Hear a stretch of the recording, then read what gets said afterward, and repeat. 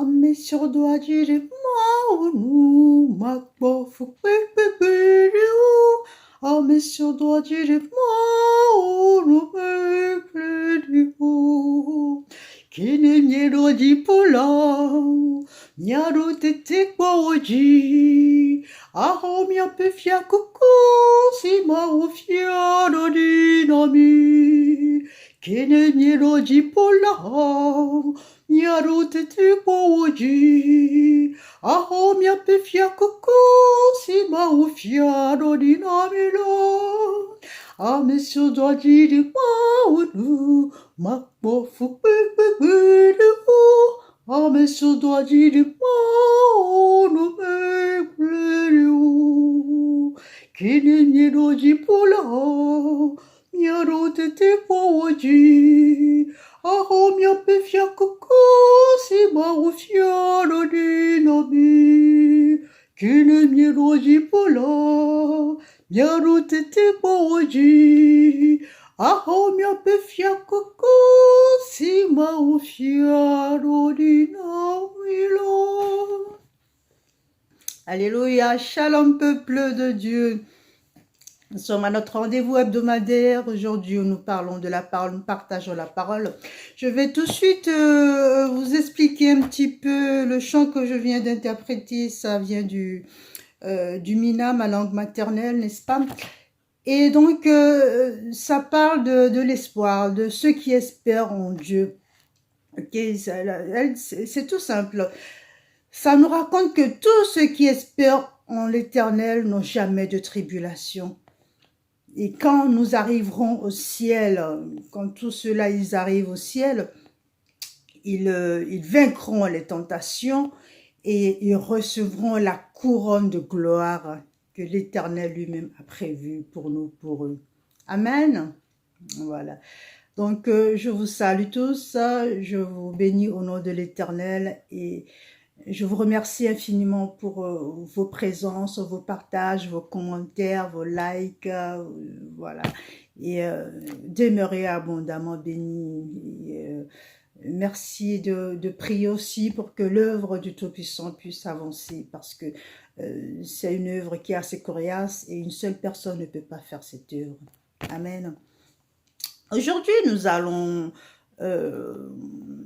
pas continuer dans le thème un verset un jour, le verset que j'énumère et que j'explique, non. Aujourd'hui, nous allons faire une petite parenthèse, nous allons faire une pause et nous allons continuer dans le thème de Pâques, le thème de la résurrection, de la crucifixion. En fait, nous allons voir aujourd'hui qu'il y a un mystère qui est caché dans tout ça. Voilà. Depuis le temps, on va à l'église, on va à la messe, on lit la parole, mais il y a eu des infos, il y a eu des intox, il y a eu des désinformations. Et c'est vrai que en tant que chrétiens, si nous ne prenons pas le temps de lire la Bible, de poser des questions au Saint-Esprit, parce que lui, il est là, il a tout plein de cadeaux à nous donner, il attend juste qu'on l'interroge. Donc, si tu ne poses pas de questions au Saint-Esprit, il ne peut rien te révéler, il ne peut pas t'expliquer, te révéler les faces cachées de la Bible. Donc, c'est pour ça que la plupart du temps, nous traînons avec de vieilles dogmes, de vieilles croyances, des choses qui nous ont été rapportées par un tel, et puis nous y croyons, et puis on dit Amen. Bien-aimés, aujourd'hui, sincèrement, je vous exhorte à relire vos Bibles. Prenez la Bible, posez-vous, demandez l'aide de l'Esprit Saint qui vienne vous éclairer. Franchement, vous serez étonnés de tout ce qu'il y a de merveilleux dans ce livre, le livre de la vie, le livre de la loi. Voilà. Donc, le thème d'aujourd'hui va s'intituler le voile et ses mystères. Ah, le voile et ses mystères. Donc, le voile et ses mystères. Alors, évidemment, vous avez deviné, nous allons parler de voile. Ce voile qui a couvert le temple quand Jésus, il a expiré, il expira quand il poussa son cri, quand il a rendu l'âme, quand il est parti au ciel. Ce voile qui a couvert le temple. Amen. Donc, il y a plein de passages qui le disent. Donc nous avons Jean 18, verset 27 à 51, Marc 15, verset 38, Luc 2, verset 44 à 46. Et pour ceux qui demandent que j'écrive les versets, ne vous inquiétez pas, à la fin, je vous envoie tous les versets par écrit. Amen. Donc aujourd'hui, nous allons nous attarder plus sur la version de Matthieu. Tous les saints l'ont écrit, enfin tous les saints, les 4 évangiles, pardon, voilà, je me reprends, les 4 évangiles l'ont écrit, mais nous allons nous attarder sur l'évangile de Matthieu. Alors, Matthieu 28, à partir de verset 51, je lis la parole du Seigneur. Et voici le voile du temple se déchira en deux, du haut en bas. La terre trembla, les rochers se fondirent. Les tombeaux s'ouvrirent et les corps de plusieurs saints qui étaient décédés ressuscitèrent. Alléluia. Ils sortirent des tombeaux, voilà. Mais c'est surtout, ce qui m'intéresse là, c'est surtout le verset 51. Et voici les voiles du temple se déchirèrent. Alors, je vais un tout petit peu remonter.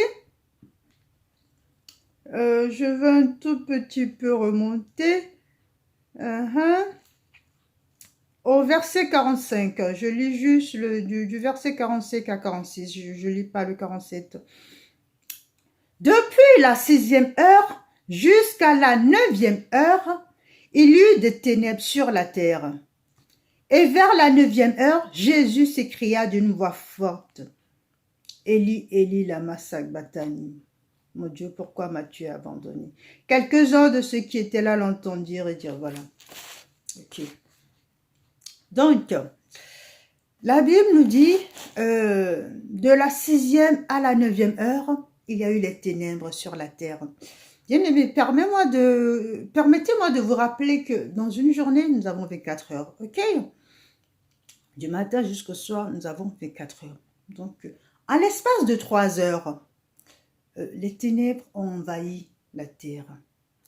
Alors, pour mieux vous expliquer, je ramène au jardin d'Éden. Quand Adam et Ève ont connu le péché adamique. Donc, Adam a été condamné, par Dieu pour souffrir sur la terre. Et Ève, voilà, ils ont eu une condamnation. Donc, pourquoi Jésus a été envoyé? Jésus a été envoyé pour renverser cette condamnation, pour porter nos péchés, pour renverser cette condamnation, pour nous libérer, pour nous rendre libres, parce qu'en fait, à cause de cette condamnation, on était captif du péché, captif de la souffrance, on n'était plus libre. Donc, Jésus, il a été envoyé par son Père Dieu, Jéhovah Sabaoth, pour nous rendre libres, pour renverser cette condamnation, pour nous rendre libres. Jusqu'à présent, vous me suivez. Ok. Donc, le mystère de la croix, c'est quoi? Dieu, il a voulu permettre à Satan de reprendre le contrôle l'espace d'une seconde, de quelques secondes, afin de rappeler le péché adamique qui plane sur le monde. En fait, c'était comme une épée de Damoclès qui planait sur le monde. Alléluia. Donc, il a permis à Satan de prendre le contrôle, ne serait-ce que quelques secondes, afin de rappeler ce péché qui planait sur le monde, cette condamnation qui planait sur le monde, et que au final, son fils puisse le renverser. Ok? Donc, le fait que Jésus a été condamné, soit crucifié, tout ça, c'est prévu. C'est prévu par Dieu, c'est prévu par Dieu. C'est pour ça que je viens aujourd'hui te dire que tout ce que tu souffres, tout ce que tu trouves insupportable, tout ce que tu subis comme rejet, tout ce que tu subis comme condamnation, comme injustice, dis-toi bien que c'est prévu dans ton plan. Alléluia, c'est prévu. Mais la bonne nouvelle, c'est que donc Jésus, il est venu pour nous racheter, pour nous sauver, pour nous rendre libres. Donc, réjouis-toi parce que tu es quelqu'un de libre, tu es une femme libre, tu es un homme libre. Alléluia, Jésus-Christ sur la croix, il a cloué nos péchés, il a renversé ce péché, il a renversé cette condamnation. Nous ne sommes plus sous la domination de cette condamnation, de cette culpabilité, nous ne sommes plus la domination de Satan. Alléluia, même s'il est là, nous n'en faisons pas attention parce que Jésus, il a remporté la victoire sur la croix. Donc, je reviens à cette heure, de 6 heures à 9 heures, il y a eu les ténèbres. Donc, je disais que Dieu, il a permis quelques secondes à Satan de régner pour pouvoir rappeler ce péché adamique qui planait sur le monde, ok? Donc, cette seconde, c'est les 3 heures. Bien aimé, c'est quoi 3 heures dans 24 heures? 24 heures, nous avons dit 1, 2, 3, 4, 5, 6, 7, 8, 9, 10, 11, 12, 13, 14, 15, 16, 17, 18, 19, 20, 21, 22, 23, 24. 24 heures, ok? Et dans 24 heures, lui, il a pris 3 heures pour envahir la terre. Lui, il a pris 3 heures. En fait, c'est comme juste quelques secondes dans une heure. C'est juste quelques secondes dans une heure. Lui, il a pris, c'est pas qu'il a pris, c'est que Dieu lui a octroyé. Voilà, il n'a pas le droit, on lui a juste prêté, Dieu lui a juste prêté, il lui a juste dit, aujourd'hui, juste parce que je veux rappeler ce péché, parce que je veux rappeler cette condamnation qui a fait que mon peuple souffre, qui a fait que mon peuple n'est pas libre, je t'accorde 3 heures. Vas-y, envahis la terre, faire ce que tu veux. Et donc, par la suite, qu'est-ce qui s'est passé? Jésus, il cria, bon, dans ce verset, ils disent, et Jésus cria, Élie, Élie, lama sabachthani. Mais dans une autre, permettez-moi de trouver une autre version. Voilà, là, je prends le verset de Jean 19. Le verset de Jean 19. Qu'est-ce qu'il disait? Il disait, tout est accompli. Et dans une autre verset,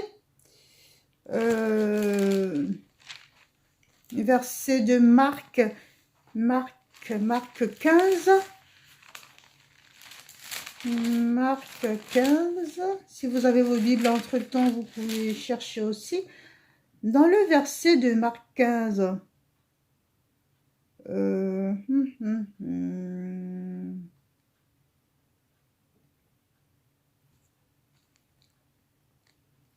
dans le verset de Marc 15.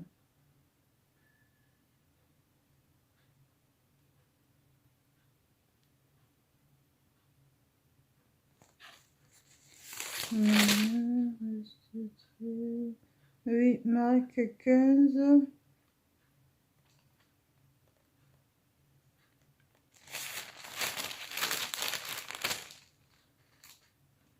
Oui, c'est pareil, mon Dieu, pourquoi m'as-tu abandonné?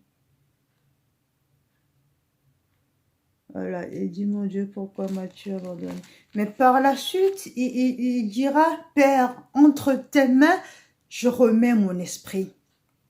Père, entre tes mains, je remets mon esprit.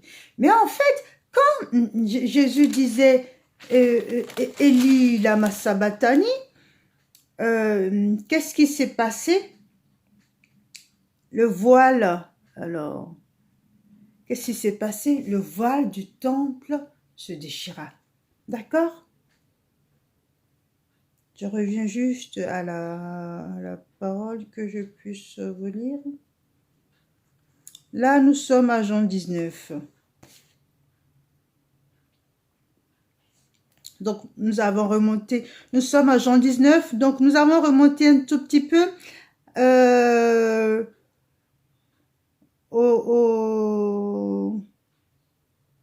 au verset. Nous sommes à Jean 19. Donc, là, nous allons lire de verset 30 à 32. Je lis la parole du Seigneur. Quand il eut pris le vinaigre, Jésus dit, tout est accompli, il baissa la tête. C'était le jour de la préparation, et pour ne pas laisser les corps en croix pendant le sabbat, il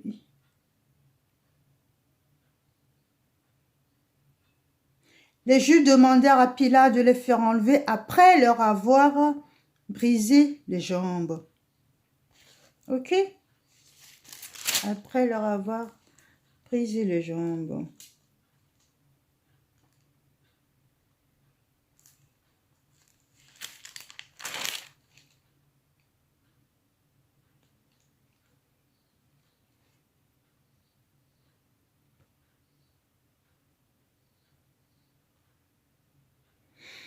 Ok, ok, ok.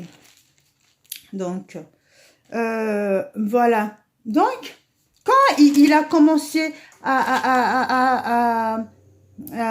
quand il a commencé à dire Eli, Eli, lama sabachthani, ok, les ténèbres ont régné quelques heures. Et par la suite, le voile du temple se déchira. Jésus expira et il expira et il rendit l'âme. D'accord? Qu'est-ce que cela veut dire? Le voile du temple. Le temple, c'est quoi? Le temple, c'est un lieu où il y a un rassemblement. Et dans un temple, soit il y a un esprit saint, soit il y a un esprit malin. Nous sommes tous le temple on dit tous le temple du Saint-Esprit, mais en plusieurs d'entre nous, je m'inclus dans ce lot, il n'y a pas que des esprits mal, il n'y a pas que de l'esprit saint. D'accord? Donc, soit tu as l'Esprit Saint au corps, soit tu as l'Esprit malin. Mais le temple dans lequel la Bible parle ici, c'est le monde. Le temple est le monde. Donc, ce voile, c'est les ténèbres qui est venu envahir le temple. C'est les ténèbres le ténèbre qui est venu envahir le monde. Ok? Donc, la Bible nous dit, le voile se fondit en deux, du haut en bas. Donc, en fait, la colère de Dieu s'est révélée à ce moment parce que il a permis à Satan, voilà, tu peux en quelques secondes prendre possession de ce monde, juste pour rappeler ce que Adam avait fait, qui m'a fait saigner le cœur, qui m'a tellement blessé. Et par la suite, moi, je reprendrai le contrôle pour renverser la situation de ce peuple que j'aime tant. Ok? Donc, en fait, pourquoi le temple se fendit? En fait, c'est un petit peu comme la colère de Dieu. Dieu, il a envoyé une sorte de flèche, une sorte d'épée, l'épée de la justice, l'épée qui tranche et l'épée du salut, l'épée qui révèle la lumière. Donc, cette épée est venue trancher le voile au milieu. Pourquoi de haut en bas? De haut en bas, juste pour rappeler que je suis l'alpha, l'oméga, le début, la fin, le début, le commencement et la fin. Donc, il a fendu le voile du haut en bas. Pourquoi au milieu? Au milieu parce que si nous reprenons les paroles, nous n'avons pas assez de temps pour relire, reprendre, parce que voilà, le temps est assez court, je vais aller très vite, mais c'est un petit peu dommage parce que ça fait partie des paroles qu'on peut prêcher pendant 2 heures, à faire prêcher. Je ne suis pas en train de prêcher, entendons-nous bien. Je suis une servante du Christ. Donc, ça fait partie des paroles qu'on peut expliquer pendant 1 à 2 heures. Mais permettez-moi de résumer ça. Donc, je disais bien, le voile du temple se déchira au milieu. Pourquoi au milieu? Rappelez-vous, à Golgotha, Jésus avait deux brigands, un à gauche, un à droite. Et je me permets de nous inclure dans ce lot. Pourquoi je me permets de nous inclure dans ce... Je me permets de tout simplement vous dire que nous sommes tous des brigands, en péjoratif bien sûr. Pourquoi je dis ça? Parce que on a tous le bon et le bien, le bon et le mal, le bien et le mal en nous, ok? Donc, quitte à vous de développer ce côté bien, quitte à vous de développer ce côté mal, ok? Donc, il a fendu le voile en deux. En fait, pour nous laisser encore le choix du libre arbitre. Donc, tu as encore le choix de choisir le bien, de choisir le mal, ok? Jésus, il avait deux brigands, c'est-à-dire les deux, ils n'avaient rien de bon en eux. Ils n'avaient que des mauvais. Par contre, le premier, qu'est-ce qu'il a fait? Le premier, il n'a pas arrêté de condamner Jésus. Oui, si tu es le fils de Dieu, ressuscite-toi toi-même, des choses comme ça. Et le deuxième, qu'est-ce qu'il disait?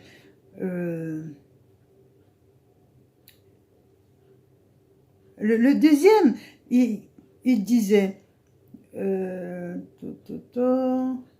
Jésus, souviens-toi de moi quand tu viens dans ton règne. Alléluia. Jésus, souviens-toi de moi quand tu reviens dans ton règne. Quand tu viens dans ton règne.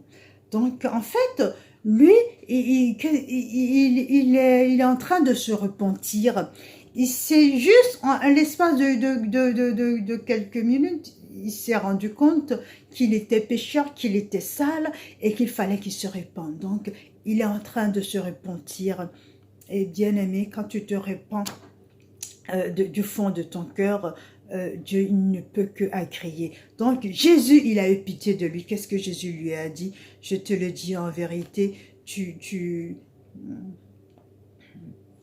voilà, je te le dis en vérité, à cette heure-ci, tu rentres, tu montes au ciel avec moi, tu seras à la droite du Père avec moi, ok? Donc lui, ses péchés lui sont pardonnés. Donc, je reviens. Pourquoi au milieu? Pourquoi ça s'est fondu au milieu? Ça s'est fondu au milieu pour nous donner le choix du libre arbitre. La gauche, la droite, le bien, le mal. Donc, bien aimé, je suppose que ce brigand qui s'est repenti, qui a dit souviens-toi de moi, il était forcément à droite. Et l'autre méchant qui était arrogant et qui accusait encore Jésus, il était à gauche. Lui, il va en enfer. Et l'autre, il va à droite. Il monte avec Jésus. Bien aimé, nous avons toujours le choix sur cette terre. Donc, notre Dieu nous aime tellement. Alors, si vous voulez un tout petit peu schématiser, cette histoire de voile, ça représente exactement la croix, ok? Parce que le voile, le voile, comment on tient le voile? Le voile, ça se suspend comme ça, avec une barre ou quelque chose dessus, ça se suspend. Donc, nous avons la fente au milieu. Au milieu, c'est quoi? Au milieu, nous avons la lumière, la lumière qui s'ouvre, cette lumière qui apparaît, cette lumière qui dégage, cette lumière qui dégage toute obscurité, qui révèle la clarté du jour, cette lumière qui dit au monde, vous êtes affranchis, vous êtes ressuscités avec le Christ. Il n'y a plus de condamnation, Colossiens 3, il n'y a plus de condamnation en Christ. Pour ceux qui sont nés de nouveau, il n'y a plus de condamnation. Donc, cette lumière, cette clarté vient apparaître. C'est en fait comme Jésus qui est sur la croix, il t'accueille à bras ouverts. Et donc, les deux côtés, le côté gauche, le côté droit, c'est en fait les bras de Jésus crucifié, le bras droit, le bras gauche, avec les deux brigants dont tu choisis le côté droit, le côté droit, parce que tu peux te répandre encore et rejoindre la lumière, le salut, et le côté gauche, tu ne te réponds pas du tout, et puis tu vas en enfer. Alléluia, bien-aimé. En ce moment même, je viens t'annoncer que cette voile, le voile qui a plané sur le monde, qui a condamné le monde, je t'annonce aujourd'hui que si cette voile plane sur toi, bien-aimé, tu as la force, tu as cette détermination, tu as ton Dieu, le Dieu Jéhovah Sabaoth nous a conféré le même pouvoir de pouvoir déchirer nos voiles. Alléluia. Nous avons reçu cette épée depuis le monde. Adam, il n'a pas su utiliser cette force que Dieu lui a donnée. Il a été condamné. Mais Jésus, il est venu. Jésus, il a remporté la victoire. Jésus nous redonne encore cette épée pour pouvoir déchirer ce voile, le voile de condamnation, le voile de toutes sortes de péchés. Ce voile qui fait que tu n'arrives pas à trouver du boulot. Ce voile qui fait que tu n'arrives pas à trouver de femme. Ce voile qui fait que tu n'arrives pas à trouver de mari. Ce voile qui fait que tu n'arrives pas à t'épanouir. À partir de maintenant, je viens t'annoncer que Jésus-Christ de Nazareth t'a donné cette épée pour pouvoir déchirer ce voile. Le voile, il est déchiré et la lumière, il apparaît. Prends ça par la foi. Alléluia, bien-aimés. Nous devons nous réjouir parce que nous n'avons plus de condamnation. Oui, nous péchons encore, mais quand tu pêches, bien-aimé, répands-toi. Mais quand tu te répands, ne reprends plus ce péché. Alléluia, ne reprends plus ce péché. Et ne pleure surtout pas, ne te lamente surtout pas sur ton sort parce que Jésus-Christ, il est venu, il a remporté la victoire. Merci de m'avoir suivi. J'espère que vous avez bien compris ce mystère du voile. Si jamais il y a encore des zones d'ombre, n'hésitez pas, écrivez-moi. Alléluia. Ferme les yeux un instant.